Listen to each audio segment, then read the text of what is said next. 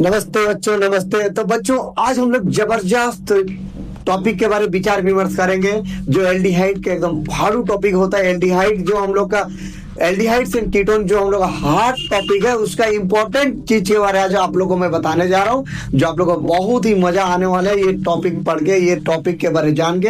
ये वीडियोज आप पूरे वीडियोज के अंत तक बने रहिए और मजे लीजिए कि आपको कैसे मैं oxidation of aldehydes and ketone के बारे में आज पढ़ाता हूँ।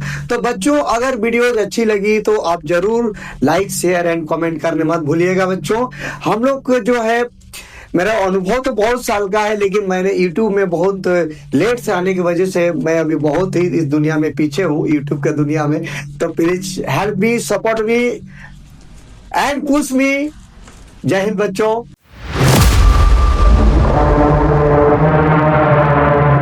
तो आज हम लोग विचार करेंगे टोलेंट्स। तो सबसे पहले टॉपिक लिखा हुआ है oxidation of aldehydes and ketones. तो एल्डिहाइड और कीटोन्स का अगर हम ऑक्सीडेशन कराएंगे, कोई भी रिएक्शन में हम लोग जानते हैं कि अगर एक पदार्थ की ऑक्सीडेशन होती है तो दूसरे पदार्थ की रिडक्शन होती है। तो बच्चों, यहाँ पे Tollens reagent, Fehling solution, Benedict solution, iodoform test, बहुत सारे मैंने टॉपिक लिख के रखा। तो सबसे पहले हम लोग पढ़ेंगे रिडक्शन ऑफ टोलेंट्स रिएजेंट। पहला टॉपिक होगी बच्चों आज की हम लोग की रिडक्शन ऑफ टोलेंट्स रिएजेंट। बच्चों, टोलेंट्स रिएजेंट का हम लोग क्या कराएंगे? रिडक्शन कराएंगे। तो सबसे पहले तो विचार करेंगे कि टोलेंट्स रिएजेंट कौन है, टोलेंट्स रिएजेंट किनको कही जाती है, किस केमिकल को हम लोग टोलेंट्स रिएजेंट कहते हैं। तो इसका डेफिनेशन क्या होगा, टोलेंट्स रिएजेंट बनती कहाँ से है, ये सब हम लोग आज विचार पहले कर लेंगे। तो टोलेंट्स रिएजेंट हो गया अमोनियकल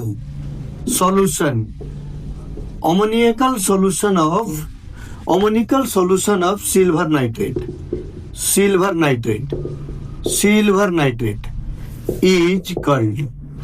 इज कल्ड बच्चों, is called Tollens reagent.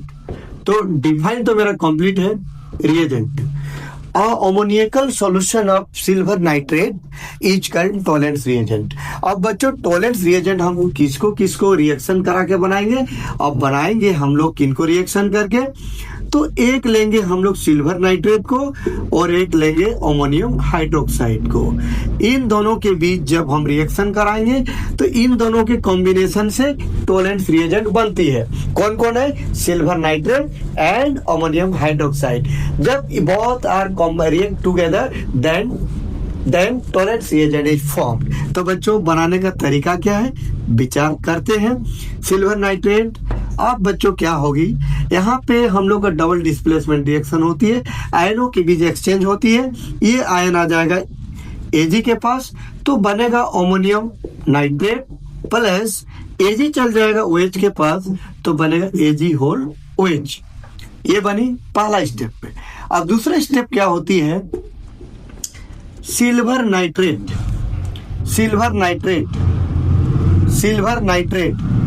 And ये जो प्रोडक्ट बना सिल्वर नाइट्रेट को और हम अमोनियम हाइड्रोक्साइड को, दोनों को लेके आगे बढ़ेंगे। तो लेके आगे बढ़ने से क्या होगी, Ag। अब बच्चों, मैं एक मजेदार वाला चीज बताता हूं, जो हम लोग कोऑर्डिनेशन कंपाउंड पढ़ चुके हैं। तो कोऑर्डिनेशन कंपाउंड में क्या होता है, कोऑर्डिनेशन कंपाउंड में Ag जितना भी कोऑर्डिनेशन कॉम्प्लेक्स, जितना भी कोऑर्डिनेशन कंपाउंड बनाती है, हर कंपाउंड में Ag का CN नंबर 2 होता है। और हम लोग जानते हैं CN नंबर कभी वेरी तो करता नहीं है, Ag का CN नंबर 2 होती है। तो यहाँ पे हम लोग बनाएंगे एक कोऑर्डिनेशन कॉम्प्लेक्स। तो लिगेंड कौन होगा, लिगेंड बनेगा NH3 और कितना लेंगे, होल 2। ये हो गया हम लोग का लिगेंड बनने के बाद क्या होगा, OH के पास होता है नेगेटिव चार्ज, तो यहाँ लेंगे पॉजिटिव चार्ज। ये हो गया हम लोग का टोलेंट्स रिएजेंट। ये हो गई हम लोग का टोलेंट्स रिएजेंट। और ये टोलेंट्स रिएजेंट बनने के बाद और हम लोग का क्या छोटा पार्ट बनेगा, H2O बनेगी। तो ये जो टोलेंट्स रिएजेंट हम लोग बना रहे बच्चों, इसमें हम लोग विचार करेंगे, N की संख्या 1 है, यहाँ 2 दिख रही है, तो हम इसको बैलेंसिंग के लिए अगर हम यहाँ पे 2 लगा दे, तो 2 लगाएंगे तो मेरा N2 होगा। 2 होने के बाद अब हम लोग के पास क्या दिख रही है, 2 हो गया। तो बैलेंसिंग आपका ध्यान से आप प्रैक्टिस कर लीजिएगा। ये जो केमिकल बना इसको हम लोग टोलेंस रिएजेंट कहते हैं।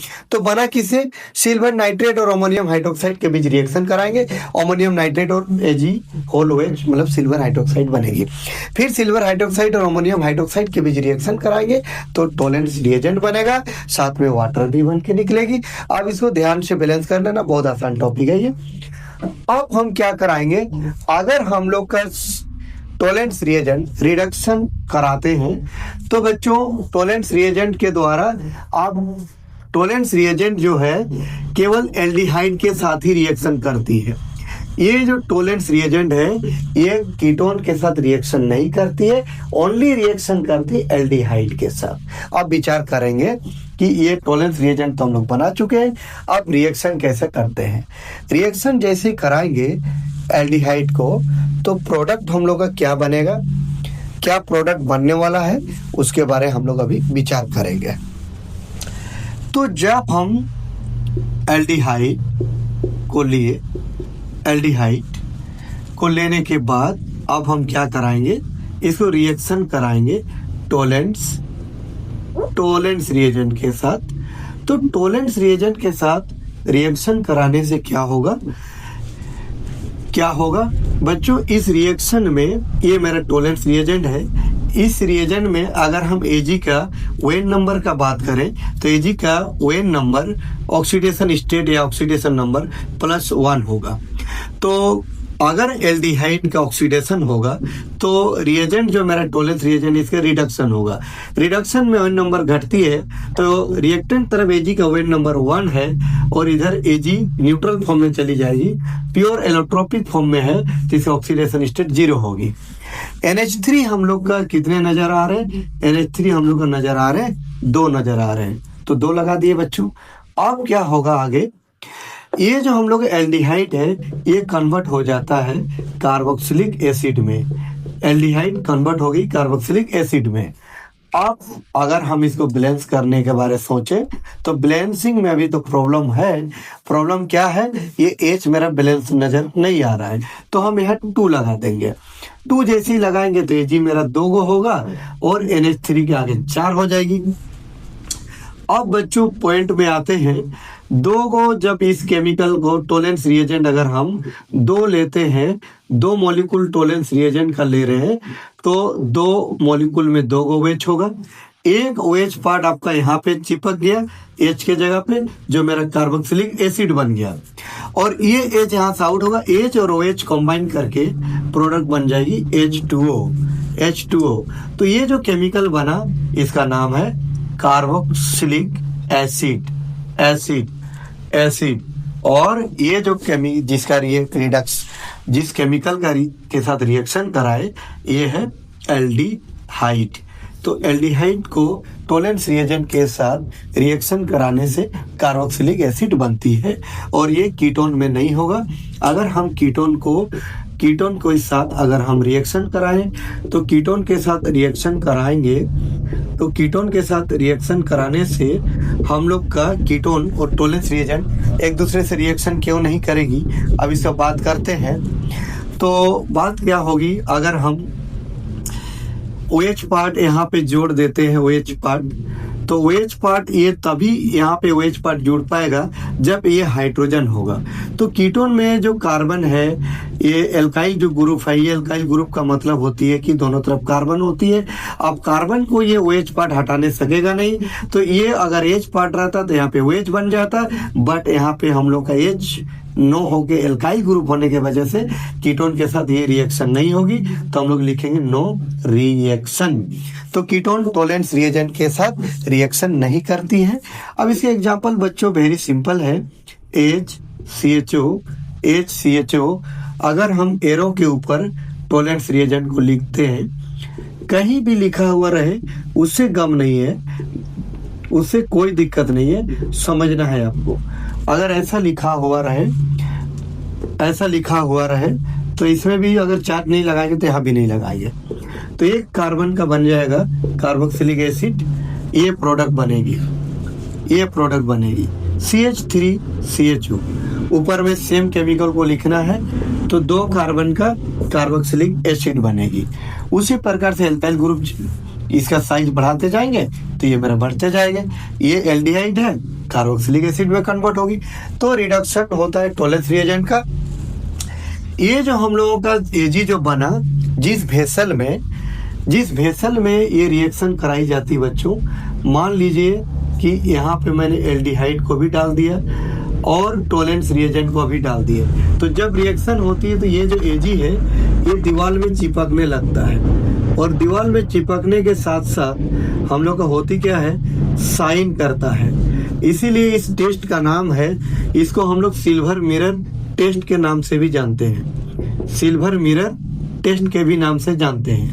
मतलब टोलेंस रिएजेंट का जो Tollens reagent, reduction of Tollens reagent, ये जो हम लोग का टोलेंस रिएजेंट टेस्ट जो है इसको सिल्वर मिरर टेस्ट के नाम से भी जानी जाती है, क्योंकि एजी उसके इनर वॉल पे क्या होती है, चिपकने के बाद वो साइन करती है, इसलिए उसका नाम पड़ा। साइन करेगी तो मिरर, और साइन चिपका कौन, सिल्वर, इसलिए नाम पड़ा सिल्वर मिरर टेस्ट। तो ये थी हम लोग का टोलेंस रिएजेंट की कहानी। अब आगे पॉइंट हम लोग जाएंगे। नेक्स्ट हम लोग का रिएक्शन है पॉइंट नंबर 2 हम लोग पढ़ेंगे, reduction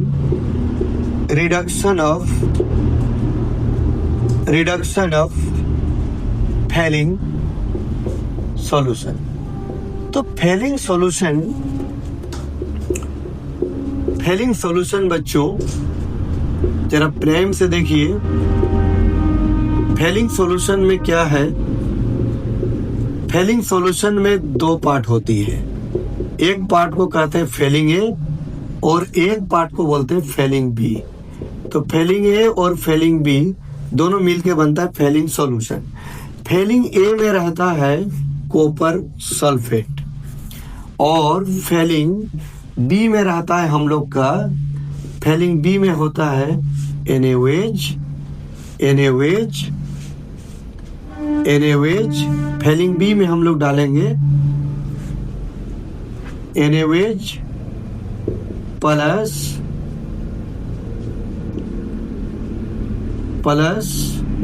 tartaric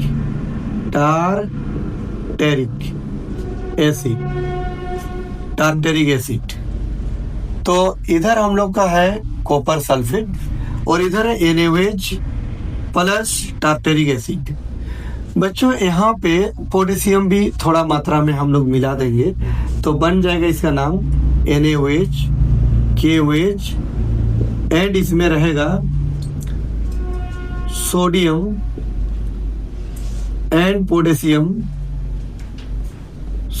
and potassium, tartaric acid बन जाएगा टार्टेरेट। अब पॉइंट आता है कि अगर बेस और एसिड के बीच जो भी रिएक्शन होती है तो बनेगा सोल्ट। तो यहाँ जो टार्टेरिक एसिड लिखे हैं, बेस और एसिड एक दूसरे से कंबाइन करके वो बन जाएगा tartrate, NaOH, KOH and sodium potassium tartrate. ये हो गया फेलिंग बी। तो इन दोनों का कॉम्बिनेशन को हम लोग कहते हैं फेलिंग सॉल्यूशन। तो फेलिंग सॉल्यूशन मतलब हो गया CuSO4 plus NaOH plus sodium and potassium tartrate. ये हो गया फेलिंग सॉल्यूशन। अब रिएक्शन में क्या ये पूरे पार्टिसिपेट करें? नहीं। फेलिंग ए का कैटायनिक पार्ट है Cu प्लस, इसको लेंगे, और फेलिंग बी का एनायनिक पार्ट को लेंगे OH माइनस। तो जब भी हम लोग रिएक्शन कराएंगे एल्डिहाइड को रिएक्शन कराएंगे हम लोग फेलिंग सॉल्यूशन के साथ, तो प्रोडक्ट क्या बनेगी? एल्डिहाइड को अगर हम फेलिंग सॉल्यूशन से रिएक्शन कराते हैं, एल्डिहाइड जब भी फेलिंग सॉल्यूशन से रिएक्शन करेगी, फेलिंग सॉल्यूशन का तो होगा रिडक्शन। तो रिडक्शन कब होती है? जब भी किसी एटम का ON नंबर में कमी आती है। तो कॉपर का ON नंबर इधर देखने को मिल रही है 2 है, ON नंबर मीन्स चार्ज, अब वेन नंबर में कमी आती तो 2 है, तो 2 से कम 1 भी हो सकता है, तो 1 होगी। तो 1 होगी तो हम लोग का क्या बनेगा, Cu2O बनेगा। कॉपर का वैलेंसी जब 1 हो तो इसको हम लोग Q प्लस पढ़ते हैं, ये वैलेंसी इसको दे देंगे तो Cu2O बनेगा। ये कलर होता है रेड PPT, मतलब लाल रंग का होगा, इसका नाम हो गया क्यूप्रस ऑक्साइड। तो फेलिंग सॉल्यूशन में ऑब्जेक्टिव क्वेश्चन क्या होती है बच्चों कि Cu2 प्लस का जब रिडक्शन होता है, तो Cu2 प्लस का जब रिडक्शन होगा तो कॉपर का कौन सा ऑक्साइड बनेगा। तो ऑक्साइड बहुत तरीका से लिखा हो सकता है, ऐसा ऑक्साइड हो सकता है, इस टाइप का हो सकता है, इस टाइप का ऑक्साइड हो सकता है, इस टाइप का हो सकता है। तो ध्यान रहे क्यूप्रस ऑक्साइड, क्यूप्रस ऑक्साइड में कॉपर का वैलेंसी 1, ऑक्सीजन का 2। तो हम लोग बना के देखेंगे तो हम अपना ऑप्शन सिलेक्ट कर सकते हैं कि कौन वाला ऑप्शन सही होगा। तो क्यूप्रस ऑक्साइड बनेगा, रेड कलर की होती है, रेड PPT बनेगी। ये जो एल्डिहाइड है ये कन्वर्ट हो जाएगा हम लोग का कार्बोक्सिलेट आयन में, इसका नाम पड़ता है carboxylate ion, carboxylate ion, carboxylate carboxylate ion, carboxylate ion. अब हम लोग का क्या बचा, अब पार्ट बचा है क्यूप्रस, हम लोग का ऑक्साइड बना, क्यूप्रस ऑक्साइड बना, कार्बोक्सिलेट आयन बना, ये हम लोग का है एल्डिहाइड, एल्डिहाइड से कार्बोक्सिलेट आयन बनी। अब इसको हम लोग बैलेंस करने के बारे में सोचेंगे। तो कॉपर को बैलेंस करने के लिए यहाँ हम लगाएंगे 2, तो कॉपर यहाँ 2 था, यहाँ भी 2 हो गई। उसके बाद पॉजिटिव चार्ज जरा ध्यान से देखें तो 2 2 जब 4, पॉजिटिव चार्ज 2 2 जब 4, पॉजिटिव चार्ज इधर 4 है और बराबर के उस पर नेगेटिव चार्ज 1 है। इसका मतलब बराबर के इस पार भी नेगेटिव चार्ज होना चाहिए। जब बराबर के उस पार नेगेटिव चार्ज 1 है तो बराबर के इस पार भी नेगेटिव चार्ज हो, तो 4 में अगर 5 घटाएंगे तो -1 आएगा, मतलब यहाँ लगाएंगे 5, और 5 लगाने से क्या होगा, +4 -5 -1 आएगी। अब हम लोग बैलेंस करेंगे तो हमें लगता है H2O भी बनेगा। H2O अगर बन रही है तो यहाँ से एक हाइड्रोजन और यहाँ 5, 1 और 5 हो गए 6 हाइड्रोजन, मीन्स बनेगी 3H2O, 3 ऑक्सीजन और 1 4, 5 6, 5 ऑक्सीजन और 1 6, एकदम एक्यूरेट बैलेंस हो गई बच्चों, पूरे बैलेंस कर दिए। अब हम लोग इसको आराम से एग्जाम्पल बना सकते हो। दिस प्लस एरो के ऊपर लिखेंगे हम Cu2 प्लस OH माइनस, इसका मतलब हुआ कि ये मेरा फेलिंग सॉल्यूशन है। तो बनेगा क्या, एक कार्बन का कार्बोक्सिलेट आयन, ऐसा भी बना सकते हो और बिना बॉन्ड दिखा के इस तरीका से दिखा सकते हैं। नेक्स्ट हम लोग का एग्जाम्पल अगर हम बनाए तो नेक्स्ट एग्जाम्पल क्या होगी, CH3CHO, यहाँ लेंगे हम Fehling solution Cu2 plus OH minus, तो होगा CH3CO माइनस, CH3CHO। अब इस रिएक्शन को अगर हम लोग करें Cu2 प्लस OH माइनस, तो CH3CH3COO माइनस, ये हो गया हम लोगों का फेलिंग सॉल्यूशन। अब फेलिंग सॉल्यूशन पढ़ने के बाद अब आता है हम लोग नंबर 3 पर। 3 में क्या है, 3 में है रिडक्शन ऑफ बेनेडिक्ट सॉल्यूशन। ये पॉइंट हम लोग का चेंज होगी और ये बन जाएगा बेनेडिक्ट सॉल्यूशन।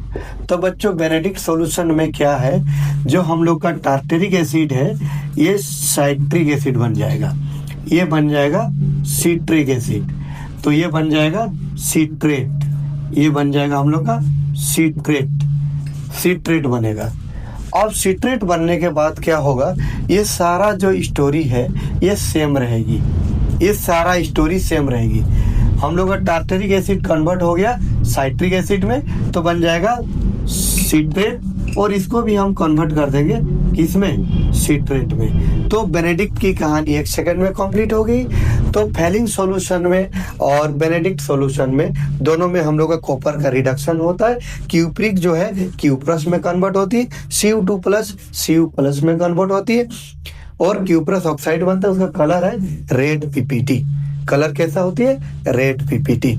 तो ये हम लोग का विचार किए। अब हम लोग आगे बढ़ेंगे पॉइंट पर।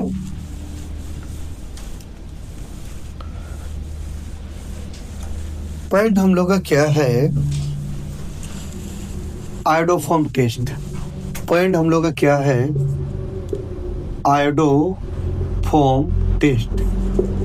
तो बच्चों आयोडोफॉर्म टेस्ट कैसे किया जाता है। आयोडोफॉर्म हम लोग किस एल्डिहाइड और कीटोन का कर सकते हैं। तो जो एल्डिहाइड या कीटोन इस रूप का होगा, मतलब इस कार्बन के साथ ये जो कार्बोनाइल कार्बन है इनके साथ एक CH3 ग्रुप जुड़ा होना चाहिए।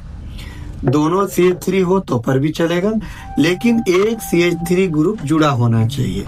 तो अगर एक CH3 ग्रुप है तो आयोडोफॉर्म टेस्ट में पार्टिसिपेट करेगी। अब मैं एग्जांपल लेता हूं, जैसे फॉर्मल्डिहाइड। इसमें इस कार्बन के साथ कोई CH3 ग्रुप जुड़ा हुआ नहीं है, तो ये आयोडोफॉर्म टेस्ट में पार्टिसिपेट नहीं करेगी। फॉर्मल्डिहाइड आयोडोफॉर्म टेस्ट में भाग नहीं लेगा।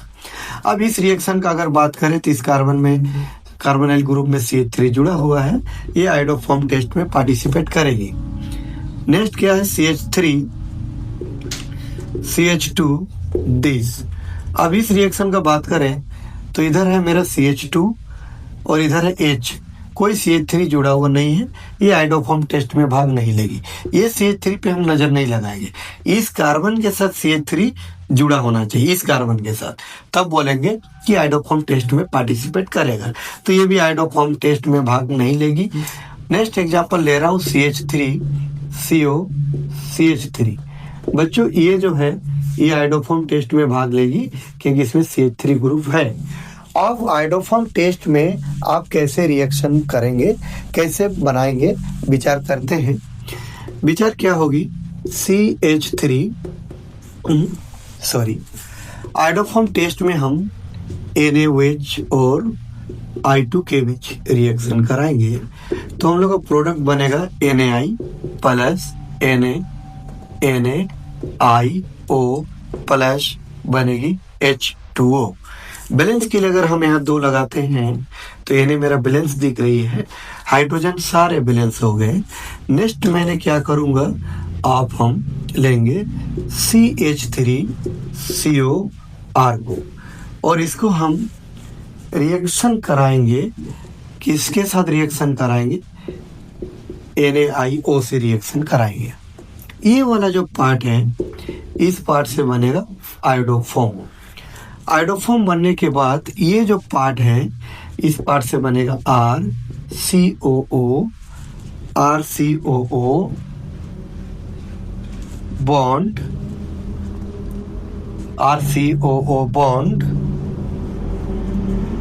O Na प्लस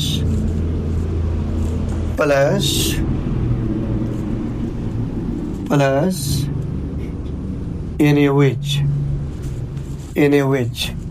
अब बच्चों पहले इसको बैलेंस के बारे में सोचें तो यहाँ पे लगाएंगे हम 3 लगाएंगे क्योंकि I 3 है, 3 लगा दिए, बैलेंस हो गई। उसके बाद Na की संख्या 3 है, यहाँ Na1 नजर आ रही है, यहाँ लगा देंगे 2, तो Na मेरा 3 हो गई। अब Na बैलेंस होने के बाद अब हम देखेंगे कि यहाँ पे हाइड्रोजन मेरे पास 3 हाइड्रोजन में एक यहाँ चल गया, बचा 2 हाइड्रोजन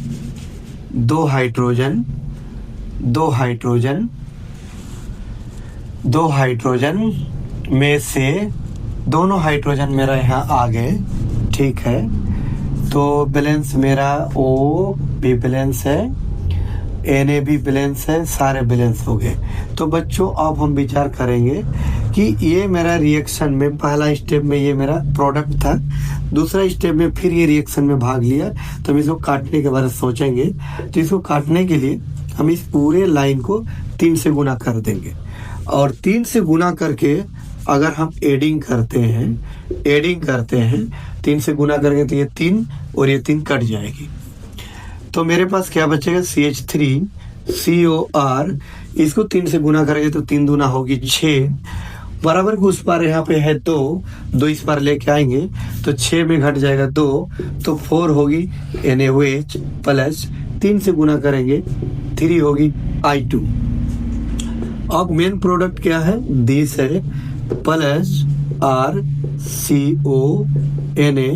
प्लस इसको अगर 3 से गुना करेंगे तो 3NaI प्लस 3H2O बनेगी।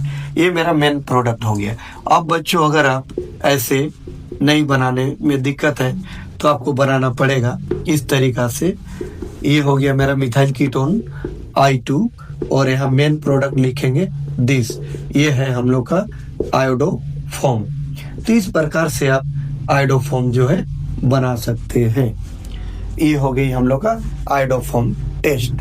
अब इस फॉर्म में जो रहेगा उसका वो आयोडोफॉर्म प्रोवाइड करेगा, जो नहीं है वो आयोडोफॉर्म प्रोवाइड नहीं करेगा। तो बच्चों अगर वीडियो आपको अच्छी लगी तो जरूर लाइक शेयर एंड सब्सक्राइब करिएगा।